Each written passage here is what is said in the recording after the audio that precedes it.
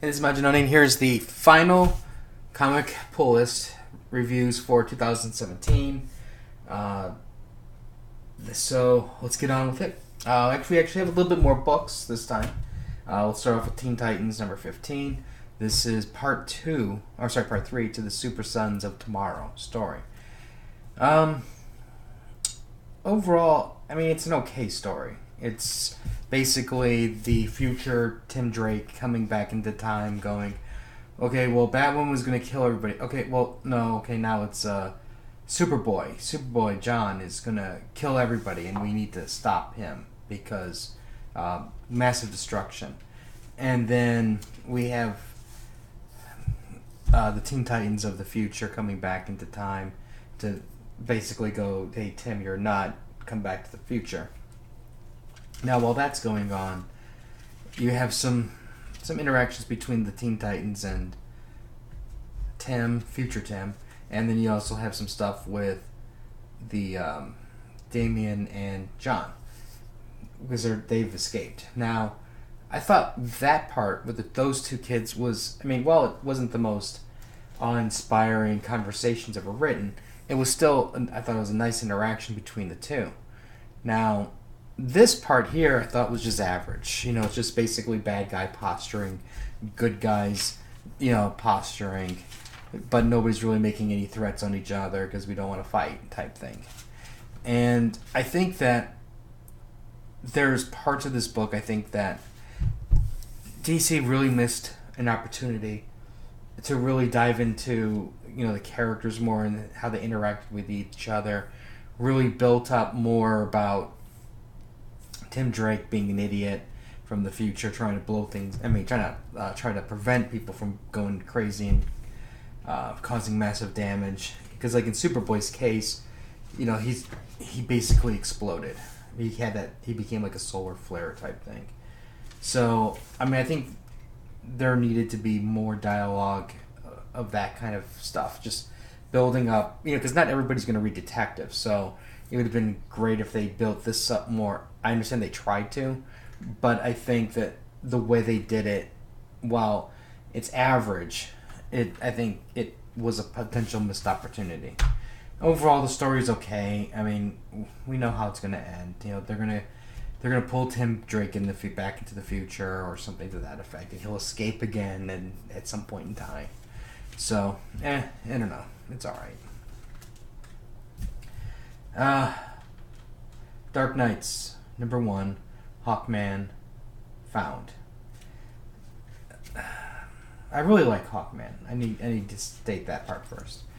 Hawkman, if he's written correctly, is this brutal superhero that just destroys things, and I like that, especially in this cookie clean, sterile DC world of Superman and Wonder Woman and the Flash.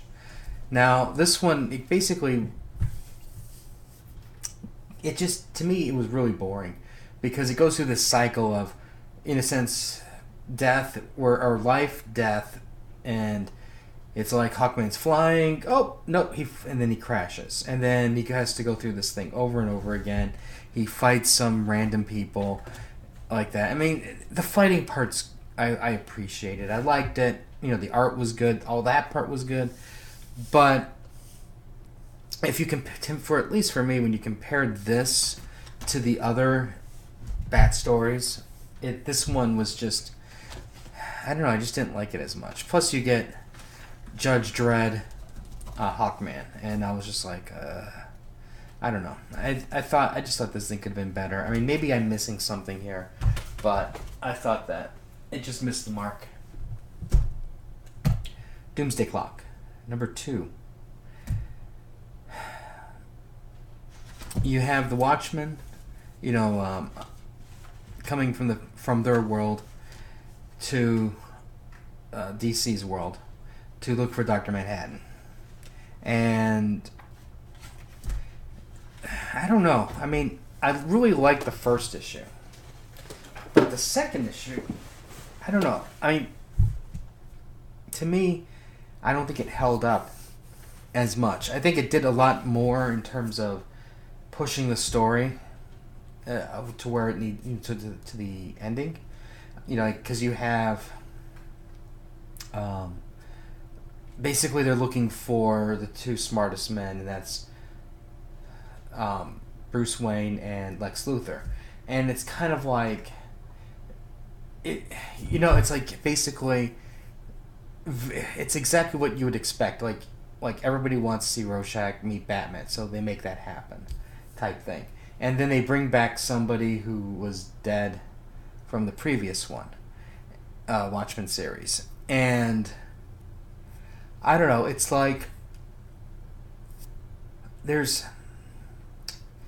I don't know. It's not even like I don't think anything's missing. It's because and they do like a good job with Mime and what's her name. So this way they can kind of go, okay, look, this is their backstory. They're trying to fill in as much as they can, and so at least to make these characters more rounded and try to put them into the Watchmen universe and to why they grabbed those two to hunt for Dr. Manhattan. So all of that part's fine. I enjoyed it, but I don't know. I think what it really needs is just that one more issue, and then, or if maybe not one more issue, but maybe if you go back when the series is done, I'll appreciate this more, because it's not a horribly written book, and I'm sure it's going to get stellar, 9 out of 10 type reviews, and I think rightfully so. I mean, it's still well written, but for me, there's just something missing. Something I think what it was is at the end. I think I don't know. For me, maybe the meetings were too convenient too early. I mean, there was not in. Okay, granted, I guess you can probably say there's been a build up since Watchmen first came out for at least Rorschach and Batman to meet, but to me there wasn't anything. I wish there was more of a story built up into that. But, I don't know. We'll see. Detective Comics. Okay.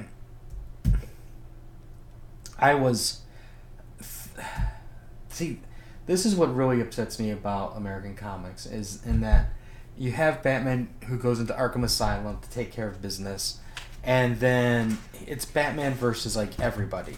And then they go to the next page, and then it's like, oh, okay, we're doing this other side story stuff. Okay, and then we come back to Batman. Batman beat up everybody. And I'm like, okay, let me get this straight. You have previous time that the Victim Syndicate appeared, they handed, the Bat family their ass.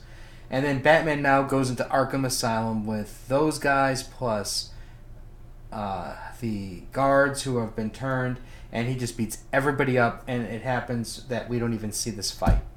And it happens instantly. You know what I mean? It's like the fight happens within a minute or so. Batman just takes everybody out. And it's like, it's so bullshit. It devalues every one of those supervillains, and if, let's say, for example, even if he did beat them all within a minute, don't you want to see it? They denied us that opportunity. So that's what I hate. It's like these stupid page count rules where, it's like this would have been a fantastic battle. It would have taken a while to fight, but it's over instantly. And I'm like, I just lose hope, sometimes. It's like, if you can't handle the story, don't write it that way. Write it a different way. Okay, this is utter garbage right here. Wonder Woman. I saw the cover. I looked through it. I was like, okay, the art looks pretty decent. It's a decent fight. Darkseid versus Zeus. And then it's just like a lot of posturing, a lot of energy floating around, electricity, and the whatchamacallit, the I forgot what he called them, those stupid energy beams. And then there's the fire, and I guess you can say fire. And it's just like, Wonder Woman, like, Father, are you okay? Don't die, Father. And then I'm just like, oh, I'm so done. Just so done with this thing. I think that the fight could have been a lot better between these two. I mean, even though I'm just kind of downplaying it by saying, oh, it was just them posturing, there is a little bit more fighting in here and there, but it's kind of like, again, thinking back, it kind of devalues some of these characters who are so powerful. It's like, you have Zeus. So let's say Zeus fights Robin. It fights over in a couple pages, right? And here we have Zeus fighting Darkseid, and it's over in a couple pages. And it's like, while one fight makes sense to end that quickly, why does the other fight, where you have two incredibly powerful beings, they're over so fast? It's like, it's ridiculous. It's like you have these great build-ups, you have these great concepts, and you just end them so fast that you blink and it's over type thing. I think a lot of it just these writing for trades, these page count rules, and all that stuff. It just really devalues a lot of the characters, and I think it's almost fraudulent to the readers, because they put up this build up, and then it's just this little tiny battle, and then they move on to the very next story, and it's like, it's stuff like this that just drives me insane. It's just wasted opportunity. Well, I guess that's it for today. We have much to look forward to next year. Another Marvel title has been canceled. She-Hulk has fallen victim to the anti-SJW writing that has been, the all that SJW nonsense that's been going on at Marvel. It's another title gone, and they still have many more titles to go through.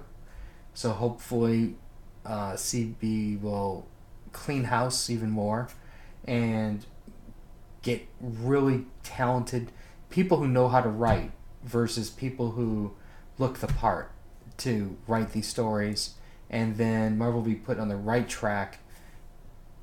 But I still think we're at least a year or two off before all that stuff happens. Anyways, let me know what you guys picked up, what you guys are looking forward to reading the most. We'll have more stuff later. Like, share, and until next time.